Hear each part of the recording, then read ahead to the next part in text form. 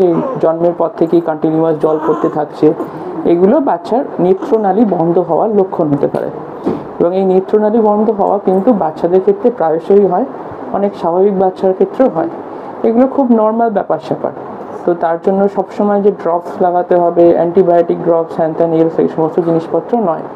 কিছুটি হচ্ছে বা এই ধরনের জিনিসপত্র হচ্ছে, সেগুলো আপনার অ্যান্টিবায়োটিক ড্রপস লাগানোর দরকার। তখন আপনার বাচ্চার চোখ লাল হয়ে গেছে, এই ধরনের সমস্যা হচ্ছে, কিন্তু শুধুমাত্র চোখ থেকে জল পড়ছে এইগুলো কিন্তু বাচ্চাদের অনেক সময় নেত্রনালী বন্ধের জন্য হয়।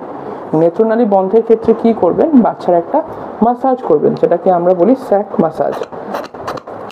ল্যাক্রিমাল যে স্যাকটা থাকে, সেই স্যাকটাকে আমরা পরিষ্কার করার জন্য মাসাজটা করি। কিভাবে করবেন, বাচ্চার চোখের দুদিকে এই যে এইখান থেকে ধরে নিচের দিকে টানবেন, ধরে নিচের দিকে টানবেন, এটা ধরে নিচের দিকে টানবেন, ধরে নিচের দিকে টানবেন।